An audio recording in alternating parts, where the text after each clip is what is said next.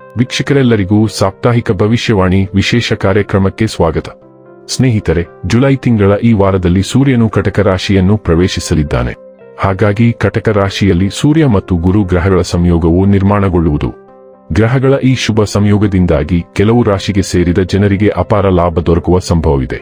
ಸೂರ್ಯ, ಗುರು ಎರಡು ಗ್ರಹಗಳು ಸ್ನೇಹಪರ ಸಂಬಂಧವನ್ನು ಹೊಂದಿರುವುದು. ಹಾಗಾಗಿ ಈ ಎರಡು ಶುಭ ಗ್ರಹಗಳ ಸಂಯೋಗದಿಂದಾಗಿ ಮೇಷ, ಮಿಥುನ ಸೇರಿ 5 ರಾಶಿಗೆ ಸೇರಿದ ಜನರಿಗೆ ವಿಶೇಷವಾಗಿ ಹೆಚ್ಚಿನ ಪ್ರಯೋಜನಗಳಾಗುವುದು. ಜುಲೈ 13ರಿಂದ ಜುಲೈ 19ರವರೆಗಿನ ತುಲಾ ರಾಶಿಯವರ ಭವಿಷ್ಯವನ್ನು ತಿಳಿದುಕೊಳ್ಳೋಣ. ಈ ವಾರ ತುಲಾ ರಾಶಿಯವರ ಫಲಾಫಲಗಳೇನು, ಗ್ರಹಗತಿಗಳು ಹೇಗಿರಲಿವೆ, ಕೌಟುಂಬಿಕ, ಸಾಮಾಜಿಕ ಜೀವನ ಹಾಗೂ ವ್ಯಾಪಾರ ವಹಿವಾಟು ಹೇಗೆ ನಡೆಯಲಿದೆ, ಅಲ್ಲದೆ ಯಾವೆಲ್ಲ ಸಮಸ್ಯೆಗಳು ನಿಮ್ಮನ್ನು ಈ ಸಾಪ್ತಾಹಿಕದಲ್ಲಿ ಕಾಡಲಿವೆ, ಅವುಗಳಿಗೆ ಪರಿಹಾರಗಳೇನು ಎಂಬುದನ್ನು ತಿಳಿಯಲು ಈ ವಿಡಿಯೋವನ್ನು ಸಂಪೂರ್ಣವಾಗಿ ವೀಕ್ಷಿಸಿ. ನೀವಿನ್ನೂ ನಮ್ಮ ಚಾನೆಲ್ ಸಬ್ಸ್ಕ್ರೈಬ್ ಮಾಡದೇ ಇದ್ದರೆ ಕೂಡಲೇ ನಮ್ಮ ಚಾನೆಲ್ ಸಬ್ಸ್ಕ್ರೈಬ್ ಮಾಡಿ. ಹೆಚ್ಚಿನ ವಿಡಿಯೋ ಅಪ್ಡೇಟ್ಗಾಗಿ ಪಕ್ಕದ ಬೆಲ್ ಐಕಾನ್ ಬಟನ್ ಕ್ಲಿಕ್ ಮಾಡಿ. ಸ್ನೇಹಿತರೆ, ತುಲಾ ರಾಶಿಗೆ ಸೇರಿದ ಜನರಿಗೆ ಈ ವಾರ ನಿಮ್ಮ ರಾಶಿ ಅಧಿಪತಿಯು 11ನೇ ಮನೆಯಲ್ಲಿ ಚಲಿಸಲಿದೆ. ಜೊತೆಗೆ ವಾರದ ಮಧ್ಯದಲ್ಲಿ ಸೂರ್ಯನು ನಿಮ್ಮ ರಾಶಿಯ 10ನೇ ಮನೆಯನ್ನು ಪ್ರವೇಶಿಸುವುದು. ಇದರಿಂದಾಗಿ ವೃತ್ತಿ ಜೀವನದಲ್ಲಿ ಪ್ರಗತಿಯೊಂದಿಗೆ ನಿಮ್ಮ ಆದಾಯದಲ್ಲಿ ಸಾಕಷ್ಟು ವೃದ್ಧಿಯಾಗುವ ಸಂಭವವಿದೆ. ವಾರದ ಆರಂಭದಲ್ಲಿ ಆರ್ಥಿಕ ವಿಚಾರಗಳಿಗೆ ಸಂಬಂಧಿಸಿದಂತೆ ನೀವು ಪ್ರಯಾಣಿಸಬೇಕಾಗಿ ಬರಬಹುದು. ಇದರಿಂದಾಗಿ ನೀವು ಹೆಚ್ಚಿನ ಲಾಭವನ್ನು ಗಳಿಸುವಿರಿ.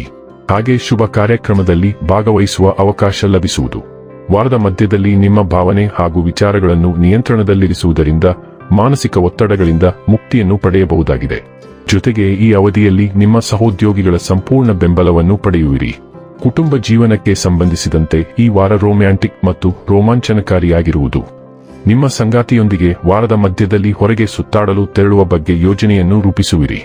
ನಿಮ್ಮ ಆಪ್ತ ಸಂಬಂಧಿಕರ ನಡುವೆ ನಿಮ್ಮ ಪ್ರಭಾವ ಹೆಚ್ಚಾಗಲಿದೆ. ತಮ್ಮ ಮನೆಯಿಂದ ದೂರ ವಾಸಿಸುತ್ತಿರುವ ಜಾತಕದವರಿಗೆ ಫೋನ್ ಅಥವಾ ಇತರ ಸಂವಹನ ಮಾಧ್ಯಮಗಳ ಮೂಲಕ ಕುಟುಂಬದ ಆಪ್ತರೊಬ್ಬರ ಆರೋಗ್ಯ ಹದಗೆಟ್ಟಿರುವ ಸುದ್ದಿ ತಿಳಿಯಲಿದೆ. ಇದು ನಿಮ್ಮ ಮನಸ್ಸನ್ನು ಚಡಪಡಿಸುವಂತೆ ಮಾಡಬಹುದು. ಈ ವಾರ ಕೇತು ದೇವನು ನಿಮ್ಮ ಚಂದ್ರ ರಾಶಿಯ 11ನೇ ಮನೆಯಲ್ಲಿ ಇರುವುದರಿಂದ ನಿಮ್ಮ ಆರ್ಥಿಕ ಜೀವನವು ಸಾಮಾನ್ಯಕ್ಕಿಂತ ಉತ್ತಮವಾಗಿರುತ್ತದೆ.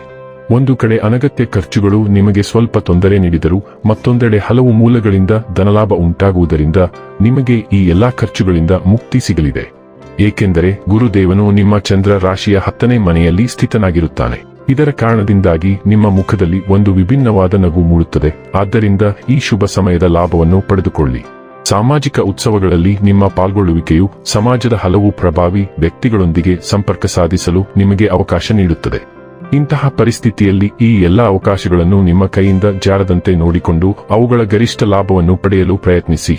ಈ ವಾರ ನಿಮ್ಮ ಹಳೆಯ ಸ್ನೇಹಿತರನ್ನು ಭೇಟಿ ಮಾಡಲು ನಿಮ್ಮ ಮನಸ್ಸು ಬಯಸುತ್ತದೆ. ಇದರಿಂದಾಗಿ ನೀವು ಕೆಲಸದ ಸ್ಥಳದಿಂದ ರಜೆ ಕೂಡ ತೆಗೆದುಕೊಳ್ಳಬಹುದು. ಆದರೆ ನಿಮ್ಮ ಈ ಹಠಾತ್ ರಜೆಯು ನಿಮ್ಮ ಹಲವು ಕೆಲಸಗಳಿಗೆ ಅಡ್ಡಿ ಉಂಟು ಮಾಡಬಹುದು. ಆದ್ದರಿಂದ ನಿಮ್ಮ ಕೆಲಸಗಳು ಮತ್ತು ಅವುಗಳ ಗಡುವುಗಳನ್ನು ಗಮನದಲ್ಲಿಟ್ಟುಕೊಂಡು ಯಾವುದೇ ಯೋಜನೆಯನ್ನು ರೂಪಿಸಲು ಸಲಹೆ ನೀಡಲಾಗುತ್ತದೆ. ಇಂಟರ್ನ್ಶಿಪ್ಗಾಗಿ ಅರ್ಜಿ ಸಲ್ಲಿಸುತ್ತಿರುವ ವಿದ್ಯಾರ್ಥಿಗಳಿಗೆ ಈ ಸಮಯವು ಶುಭವಾಗಿರುತ್ತದೆ. ಆದರೆ ಇದಕ್ಕಾಗಿ ನೀವು ಮೊದಲೇ ನಿಮ್ಮ ಎಲ್ಲಾ ದಾಖಲೆಗಳನ್ನು ಒಟ್ಟುಗೂಡಿಸಿಟ್ಟುಕೊಂಡು ಆ ನಂತರವೇ ಯಾವುದೇ ವಿಷಯಕ್ಕೆ ಅರ್ಜಿ ಸಲ್ಲಿಸಬೇಕು ಎಂಬುದನ್ನು ನೆನಪಿನಲ್ಲಿಡಿ. ವಾರದ ಜಾತಕವು ಬಹಳಷ್ಟು ವಿದೇಶಿ ಸಂಪರ್ಕಗಳು, ಜಾಗತಿಕ ಉದ್ಯಮಗಳು ಮತ್ತು ಉನ್ನತ ಅಧ್ಯಯನಕ್ಕೆ ಸಂಬಂಧಿಸಿದ ಯೋಜನೆಗಳನ್ನು ತೋರಿಸುತ್ತದೆ. ಪ್ರಯಾಣ, ಕೋರ್ಸ್, ಅರ್ಜಿ ಸಲ್ಲಿಸುವಿಕೆ ಅಥವಾ ಅಧಿಕೃತ ಪ್ರಕ್ರಿಯೆಗೆ ಸಂಬಂಧಿಸಿದಂತೆ ನೀವು ಪ್ರಮುಖ ನಿರ್ಧಾರಗಳನ್ನು ತೆಗೆದುಕೊಳ್ಳುತ್ತೀರಿ. ಶಿಕ್ಷಕರು, ಸಲಹೆಗಾರರು ಅಥವಾ ಅನುಭವಿ ವ್ಯಕ್ತಿಗಳೊಂದಿಗೆ ಚರ್ಚೆಗಳು ಹೆಚ್ಚಾಗಿ ನಡೆಯುತ್ತವೆ ಮತ್ತು ತಕ್ಷಣದ ಕ್ರಮದ ಅಗತ್ಯವಿರುತ್ತದೆ. ವಿಳಂಬವಾದ ದಾಖಲೆ, ಅನುಮೋದನೆ ಅಥವಾ ಕಾನೂನು ವಿಷಯವು ಮುಂದುವರಿಯಲು ಪ್ರಾರಂಭವಾಗುತ್ತದೆ. ಬುಧ ಗ್ರಹವು ಹಿಮ್ಮೆಟ್ಟುವಿಕೆಯಲ್ಲಿರುವ ಕಾರಣ ತಾಂತ್ರಿಕ ದೋಷಗಳು ಮತ್ತು ಪ್ರಯಾಣ ಅಡೆತಡೆಗಳಿಗೆ ಅವಕಾಶಗಳಿರುವುದರಿಂದ ನೀವು ಜಾಗರೂಕರಾಗಿರಬೇಕು. ನೀವು ಕಾಗದ ಪತ್ರಗಳು, ನೋಂದಣಿಗಳು ಅಥವಾ ಔಪಚಾರಿಕ ಕಾರ್ಯವಿಧಾನಗಳೊಂದಿಗೆ ವ್ಯವಹರಿಸಲು ಸಮಯವನ್ನು ಕಳೆಯುತ್ತೀರಿ. 9ನೇ ಮನೆ ಆಧ್ಯಾತ್ಮಿಕತೆಯನ್ನು ಸೂಚಿಸುತ್ತದೆ. ಆದ್ದರಿಂದ ನೀವು ತೀರ್ಥಯಾತ್ರೆಗಳಿಗೆ ಅವಕಾಶವನ್ನು ಪಡೆಯುತ್ತೀರಿ ಮತ್ತು ಕೆಲವು ಆಚರಣೆಗಳಿಗೆ ಹಾಜರಾಗುತ್ತೀರಿ. ಜಲರಾಶಿಯಲ್ಲಿ ಅಮಾವಾಸ್ಯೆ ಉದಯಿಸುವುದರಿಂದ ನಿಮ್ಮ 10ನೇ ಮನೆ ಸಕ್ರಿಯವಾಗಿರುತ್ತದೆ. ದೀರ್ಘಕಾಲದಿಂದ ಬಾಕಿ ಉಳಿದಿರುವ ವೃತ್ತಿಪರ ವಿಷಯವು ಅಂತಿಮವಾಗಿ ಮುಂದುವರಿಯಲು ಪ್ರಾರಂಭಿಸುತ್ತದೆ. ನೀವು ಗಡುವುಗಳು, ಅಧಿಕೃತ ದಾಖಲೆಗಳು ಅಥವಾ ಕೆಲಸದ ಸ್ಥಳದ ನಿರೀಕ್ಷೆಗಳನ್ನು ನಿರ್ವಹಿಸಲು ಹೆಚ್ಚಿನ ಸಮಯವನ್ನು ಕಳೆಯುತ್ತೀರಿ. ಬಡ್ತಿ, ಮನ್ನಣೆ ಅಥವಾ ವೃತ್ತಿ ಪರಿವರ್ತನೆಗೆ ಸಂಬಂಧಿಸಿದ ಸುದ್ದಿಗಳು ಗಮನ ಸೆಳೆಯುತ್ತವೆ. ನಿಮ್ಮ ಪ್ರಯತ್ನಗಳು ಇತರರಿಗೆ ಹೆಚ್ಚು ಗೋಚರಿಸುತ್ತವೆ ಮತ್ತು ನಿಮ್ಮ ಭವಿಷ್ಯದ ದಿಕ್ಕಿನ ಬಗ್ಗೆ ಚರ್ಚೆಗಳು ತೀವ್ರಗೊಳ್ಳುತ್ತವೆ. ಈ ಅವಧಿಯಲ್ಲಿ ಮಹತ್ವದ ವೃತ್ತಿಪರ ಅಧ್ಯಾಯವು ರೂಪುಗೊಳ್ಳಲು ಪ್ರಾರಂಭವಾಗುತ್ತದೆ. ಅಮಾವಾಸ್ಯೆ ಹೊಸ ಆರಂಭಗಳನ್ನು ಸೂಚಿಸುತ್ತದೆ ಮತ್ತು ಅಮಾವಾಸ್ಯೆಯು ಮುಂದಿನ 6 ತಿಂಗಳವರೆಗೆ ಇರುತ್ತದೆ. ಆದ್ದರಿಂದ ಉದ್ಯೋಗಾಕಾಂಕ್ಷಿಗಳು ಹೊಸ ಉದ್ಯೋಗವನ್ನು ಪಡೆಯಲು ಪ್ರಕಾಶಮಾನವಾದ ಅವಕಾಶಗಳನ್ನು ಹೊಂದಿರುತ್ತಾರೆ. ತುಲಾ ರಾಶಿಯ ಸೂರ್ಯ, ಚಂದ್ರ ಮತ್ತು ಉದಯ ರಾಶಿಯವರು 12ನೇ ಮನೆಯಲ್ಲಿ ಶುಕ್ರ ಚಲಿಸುತ್ತಿರುವುದರಿಂದ ಬಹಳಷ್ಟು ಅಂತಃಪ್ರಜ್ಞೆ ಮತ್ತು ಕನಸುಗಳನ್ನು ಹೊಂದಿರುತ್ತಾರೆ.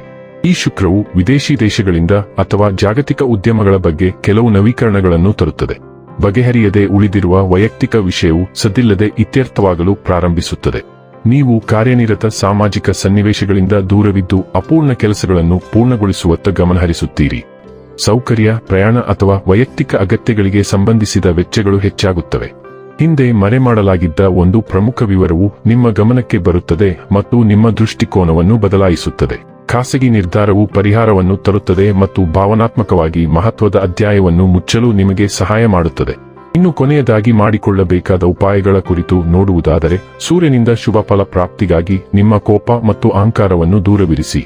ಹೀಗೆ ಮಾಡುವುದರಿಂದ ಸೂರ್ಯನ ಕೃಪೆಗೆ ಪಾತ್ರರಾಗುವಿರಿ. ವೀಕ್ಷಕರೇ, ಇದಾಗಿತ್ತು ತುಲಾ ರಾಶಿಯ ಜಾತಕದವರ ಜುಲೈ 13ರಿಂದ ಜುಲೈ 19ರವರೆಗಿನ ಫಲದ ಮಾಹಿತಿ ಇಷ್ಟವಾದರೆ ವಿಡಿಯೋವನ್ನು ಲೈಕ್ ಮತ್ತು ಶೇರ್ ಮಾಡಿ. ಹಾಗೆ ಚಾನೆಲ್ ಸಬ್ಸ್ಕ್ರೈಬ್ ಮಾಡುವುದರ ಜೊತೆಗೆ ನಿರಂತರ ವಿಡಿಯೋ ಅಪ್ಡೇಟ್ಸ್ಗಳಿಗಾಗಿ ಪಕ್ಕದ ಬೆಲ್ ಐಕಾನ್ ಕ್ಲಿಕ್ ಮಾಡಿ.